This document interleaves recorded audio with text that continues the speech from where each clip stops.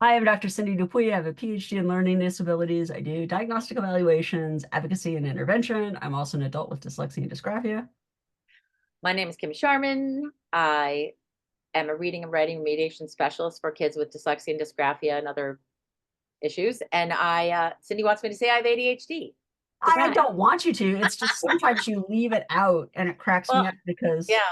Well, it's still a part of me. I don't even think about I it know anymore. that's part of what I love about you, right? Yeah, You and I can yeah, have conversations about 900 things and you're that's okay if I right. take a The sudden more left turn. subjects, the better. Yeah. Yeah. All right. So we're going to talk about a profile that a parent sent us. And wanted us to take a look at. So once again, I have tweaked scores. So I have made it so that if you went and looked at it, you wouldn't necessarily directly correlate it with this individual student. We've changed names. And in changing scores, I haven't gone back and done all the math to tweak the averages. So if you look at it that way, there are going to be problems. I did not do this assessment. I've just been asked to look at it. And Kim, you've never seen this assessment. But you haven't done the assessment, but you took their numbers and you plugged it into your report writer. That makes Yes, I wrote sense. software that creates these wonderful tables Yes. so that we can look at scores and see. So we've got a whisk. What do you notice about the whisk so far, Kim? Wow. Pretty pretty high scores. I It's hard to see anything wrong there. Okay. Um, it's interesting that you say that because I see some variability, but you may not Well, see I see that the symbol variability. search. I see the coding, which is a little bit odd. The coding 75. is relatively high, right? Yeah, but Um, symbol I search noticed is that the verbal comprehension is so I see three clusters. I see a 120 to 130 cluster, and I see a teen cluster. Now, granted, there's a 6 point difference there, and there's a 1 point difference there, but the kid obviously has robust verbal skills and good reasoning skills. So, good problem solving, strong language skills is probably flying under the radar in whatever school they are in if they are in a public school setting. Why would I say fly under the radar, Kim? wait, when you're looking at the language, tell me what you're looking at the language scores. The verbal comprehension being a 130, Okay. So the you're saying they're similarities flying under and the radar. Are you saying because of their processing speed, things are, I don't know what you're saying.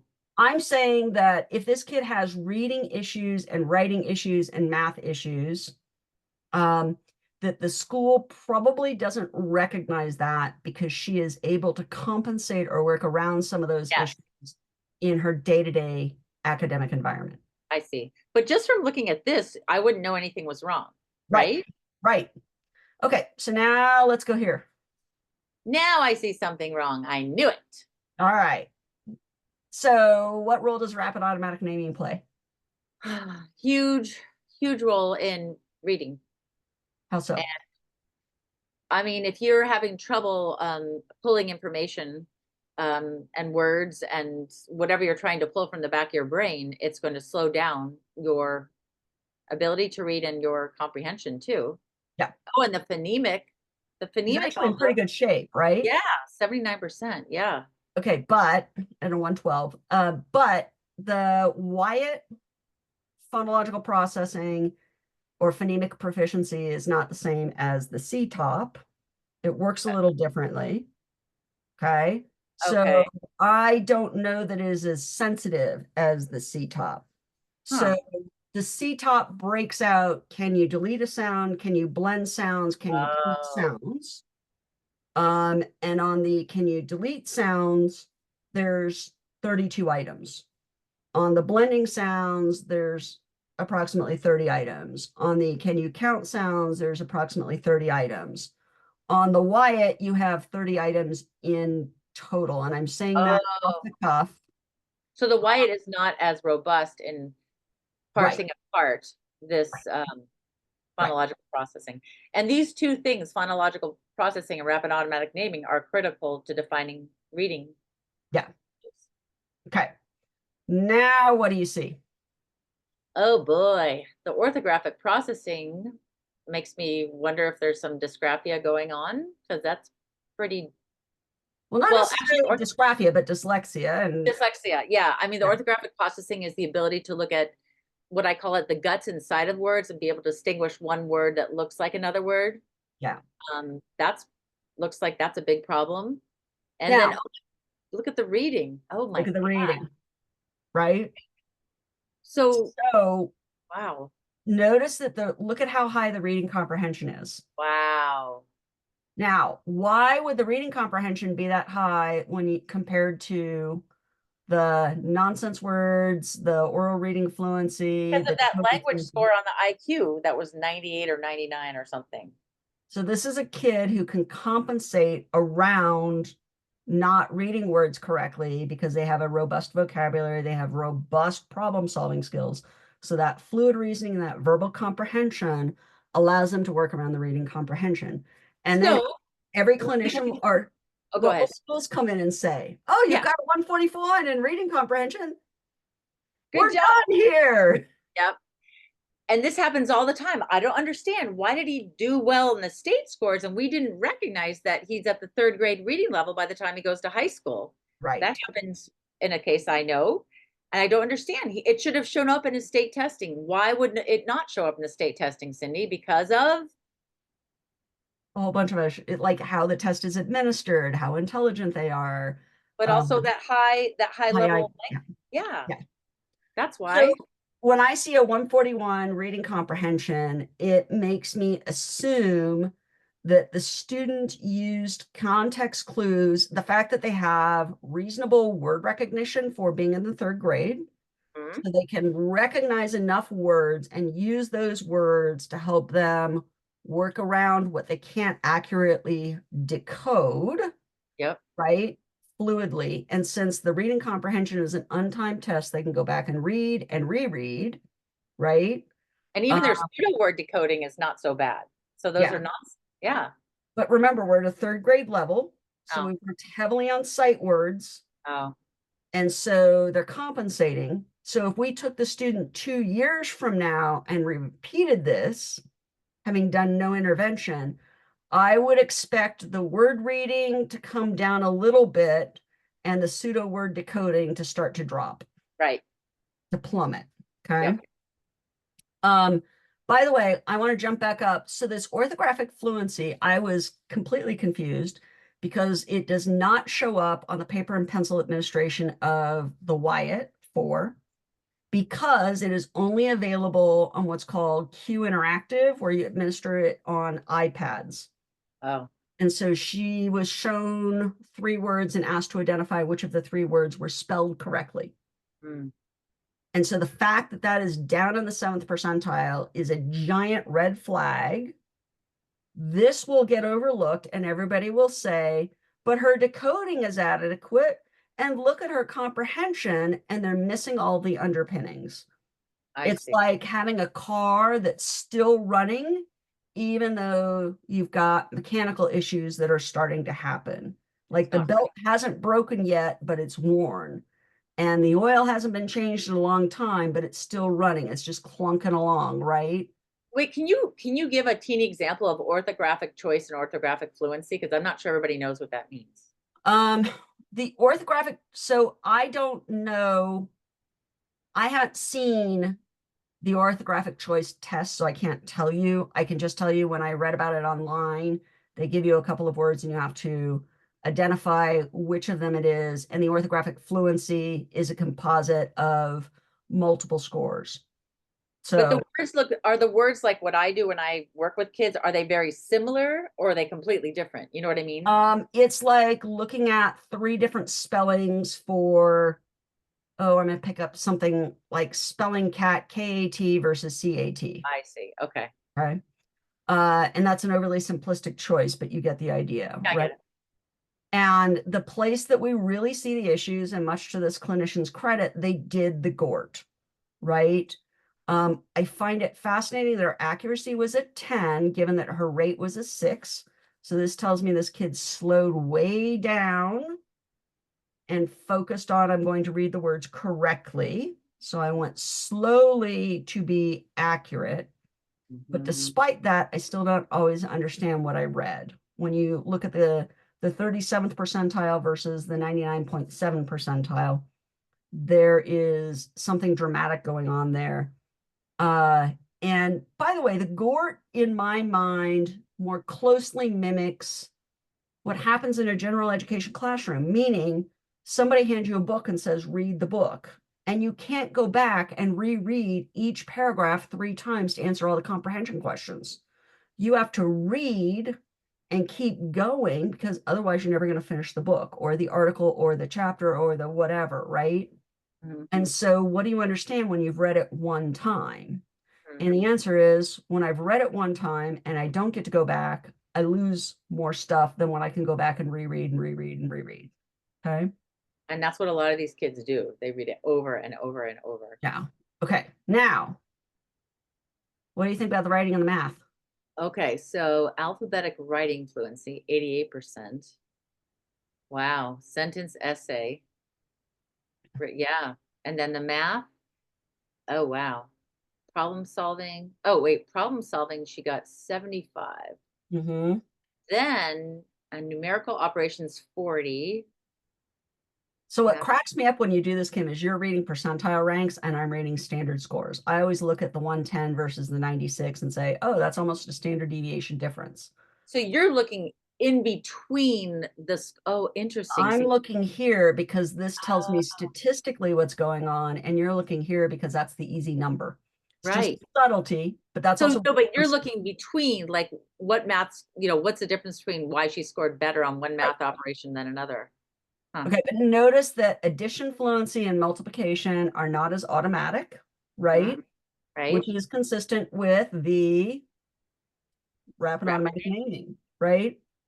So And these are your bad minutes, parents, that your kids are trying to achieve in elementary school. They may have excellent math intellect, but they can't remember the picture of the 6 times 7 they is can't 4. retrieve the answer for that 6 times 7, right? Yes, yes. Fast, accurate retrieval. Okay. And the subtraction pops out for the moment, and that's fine. So she got 2 or 3 extra right. Those came to her quickly for whatever reason, right? And we've talked about that diagram, how sometimes you can get there very quickly, and sometimes you go through Timbuktu to get to the answer you're trying to prove. And so she happened to, on the subtraction, do okay. She got a couple more right, which significantly bumped her score. But I look at the numerical operations, and my suspicion is she didn't attend to operational signs and she misrecalled math facts. And so it's not measuring, does she think mathematically? It's measuring where some of those processing deficits are. So she didn't, she looked up, she didn't see that it was an addition problem. She didn't pay That's my attention. suspicion. I haven't seen the protocols, but that's what I would suspect on this. Yeah, yeah. Given her overall profile. Okay. By the way, do you know what the alphabet writing fluency is? I'm guessing they said A, B, C, and she wrote them, or did she have to say them herself? So they have students write the alphabet and do as much as they can within a time constraint. And there's some grading on legibility of her written production, but it's scored rather generously. And so if she can write quickly, which would be consistent with the processing speed that we saw on the WISC, right? Yeah. So she thinks relatively quickly if we're not counting on a processing deficit, but her ability to compose sentences using target words or combine sentences. I wish they had broken that out because you have 2 of those that go into the sentence composition. The essay composition was much harder for her because in part it would pound on the spelling and it would pound on the quality and quantity of her production, and did she have a hard time formulating her answers, right? So if this kid came to me, I would have questions about oral language in part because of the written language, because of what I'm seeing at the sentence level and at the passage level. Now, the challenge is most speech language pathologists will look at this profile and say it's in the average range, where's the problem? Because they think about the public school system only takes kids that fall very low, right? They have theoretical cutoffs that are rather arbitrary. So, for example, many speech language pathologists in Washington state in the public school system say if you don't fall below the 7th percentile, there's not a problem. So even though she's got a 132 IQ, they would say if we did oral language measures and they came up in the 90s or even in the high 80s, they would say it's in the average range. So we're not, the way we think is the standard deviation away from her IQ. IQ, but Right. you're saying they look at a state average or a country This, average? so for example, Washington State, and we meaning I've looked up the law with a lawyer, and the way I read it, there's no clear cutoff. But in the state of Washington, if you talk to most speech language pathologists, they look for a score to fall below the 7th percentile. If it doesn't fall below the 7th percentile in Washington State, you don't qualify for speech language services. Ugh. So with this particular child, I would want to go in and I would want to look at the self formulated sentences and sentence assembly. I would look at the self meta. Can she formulate and respond within time constraints? Does she have the ability to come to multiple meanings of words? So I think she would do great on idiomatic language. I think she would do great on inferencing. I would suspect the multiple meanings might be a difficulty for her, and the conversational skills theoretically could be a difficulty for her, depending on how complex a product she produces. So when you Uh, just mentioned the self, you're saying that you would do additional testing to get down to a more specific, detailed yeah, indication of what's going on. I would want to look at her oral language to see if that oral language is affecting her ability to perform, especially given how high her verbal comprehension is. And by the way, we don't have a VMI. So Right. we don't have a measure of visual motor integration to know if she's got dysgraphia. And most people would look at it and say, well, our alphabet writing fluency is fine. And I would say, okay, but that's not the same as being able to generate in context, and the legibility scoring on it is very liberal. Why did they not, why did they not do a dysgraphia test? What? Hmm. I can't tell you because I don't know who did this Mhm. evaluation. Mhm. I did not read the diagnostic report. I only got pages of numbers, and so I'm interpreting. And not everybody thinks of or knows of dysgraphia, just like a lot of people have misunderstandings of what dyslexia is, Right. right? You're not flipping your letters and numbers, there's not a problem, right? Which And is I not think, the definition of dyslexia, just to clarify that, right? right. And but like I think it's important for, I know you and I'm always thinking of the square box. Yep. You said something, you just said something, Receptive and expressive leads to the reading and the writing. And so if right, you have deficits back in receptive and expressive oral language, it will affect your reading and your written right. expression. Okay.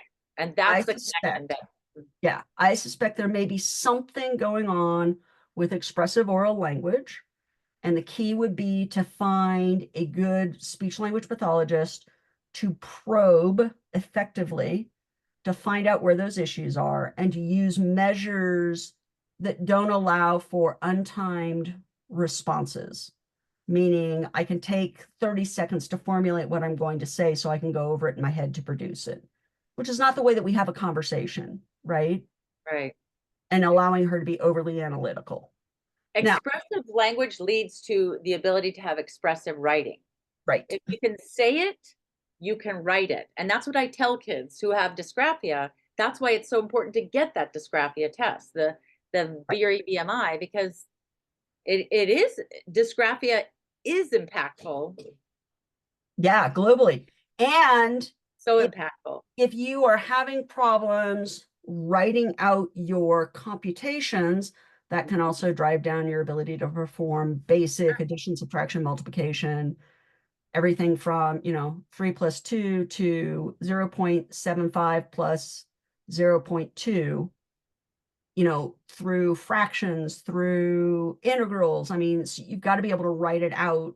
And if your numbers don't line up and your number formation is inconsistent and you're not attending to the operational sign, that score doesn't reflect your math conceptualization, it reflects your potential dysgraphia, right?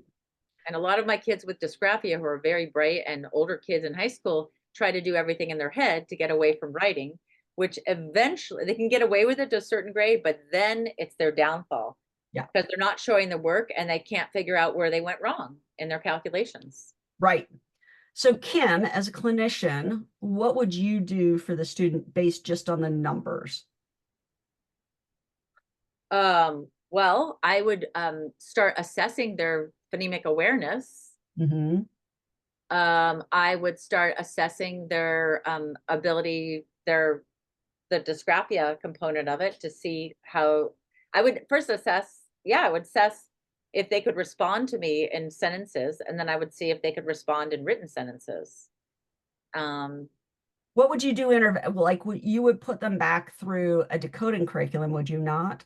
I would take them through the 6 syllable types and the four ways to divide words. I would go through the Some would argue five, but that's okay. Keep five. going. Sorry, you're right, you're right.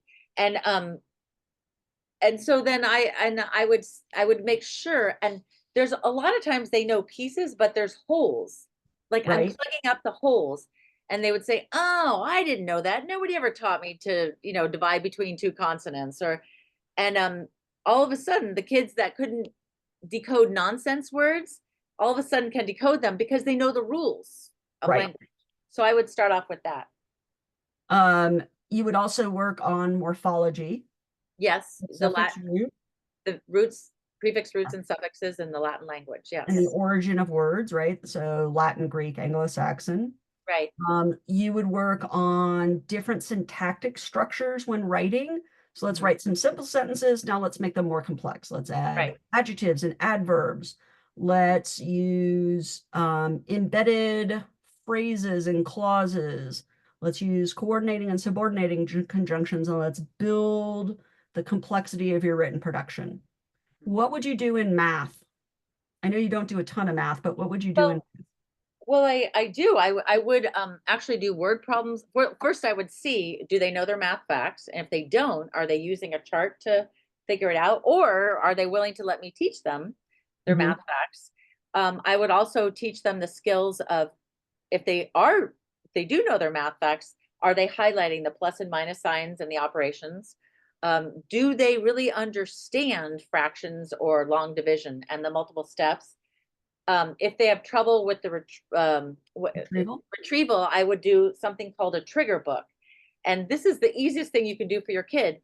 If the kid learns long division, but on Friday and they understand it, but by Monday they say, I have no idea what steps to go through, you it doesn't mean they forgot. It means they need a little trigger for their brain to go back and find the process. So they look in their book and they say, oh, step 1, 2, 3, 4. Oh yeah, I know it. Sometimes it Yes. only takes a second for them to look at that trigger book page, and they can do the operations. Yeah. And then I would teach them the skills of translating math words into algebraic, Sentences. properties. Yeah. Yeah, like, what is the word? I don't know. Sum means addition, All or addition. Yeah. yeah. Or So a difference lot of means times, subtraction. yeah, because a lot of times it can be a language thing. Maybe they're good in their math facts, but they can't interpret the language of a word problem. What would you do with the orthographic processing piece? Oh boy, the orthographic processing piece, I would teach them to start seeing, the first thing I teach is to underline the vowels. So I have to have them notice the inside of words and the patterns that are there. And the best way to do that is to teach them what a syllable type is. And if you can find those vowels within the word, you can identify the chunks of syllables within the word. So instead of guessing, they start seeing words in pieces as opposed to a whole word. A So lot of times, go go ahead. ahead. Well, a lot of times what they've done to survive is they just memorize whole words. Yeah. Well, there's a million words in the English language, and that ain't gonna work because it takes too much brain power. One of the other things I also recommend is bumping font size, so making the font Oh bigger yeah. and Hmm. changing font. You'll notice when I show my scores, I use what's called a sans serif font, meaning the letters look like print. Mhm. versus cursive or with little tails on it or anything else. Bumping font size so it's bigger and more distinct can also be helpful. I Um, write big letters on white, like big numbers, big letters. yeah. And also self-awareness. Like we talk to kids about A, you're one of many, and B, you have a lot of gifts here, a lot to work with. And just because reading right now, aspects of reading right now are difficult for you doesn't mean they will always be difficult, right? That the goal is that we catch you up and you don't need intervention anymore. The goal Yeah. is not to keep you with us for 25 years. The goal is we teach you and we set you free. Well, my goal is I envision the kid walking around with a new tool belt. And on that tool belt, they carry me with them because they can now decode words with all these different methodologies. Yeah. So Um, and that was then work. if something popped up with oral language, we refer them into a speech language pathologist to work on some of the nuances, depending on where the problem was, uh, to work on nuances of language that go a little beyond what you do. If it was fairly obvious, like if it was fairly spotted, like we could pin down, is it all about parts of speech and syntactic structure? That might not be a referral that to a speech language pathologist. That might be, hey Kim, I need you to work on parts of speech and I need you to work on more syntactic structures and those and understanding that at a deeper level versus somebody going back and working uh, on more complex elements of language, if that makes sense. Well, and I also have to teach them that they need to have more flexibility with language and that words can have multiple meanings. Yeah. I just did this yesterday with a brilliant kid, and the word harmony was used. And she said, well, this is about singing. And I go, well, harmony can also be used in a different context. Mm-hmm. So, I mean, I said, do you see like all the work we did with predefining these vocabulary words before we read the text? She actually understood it. What a novel concept. You I understand what know. you read? I What's the point? I said, why do you understand this, but you have trouble with, she goes, I don't know. And I go, well, I think it's because we looked at We the made word. sure we knew the vocabulary before we read the text. Yeah, I know. But I think they're so desperate. They're so afraid to get this done. They just throw themselves at it. Yeah. It's not super efficient. Well, as always, questions or problems, please feel free to leave us notes. We appreciate them. We enjoy doing profiles like this, and you'll see us again soon.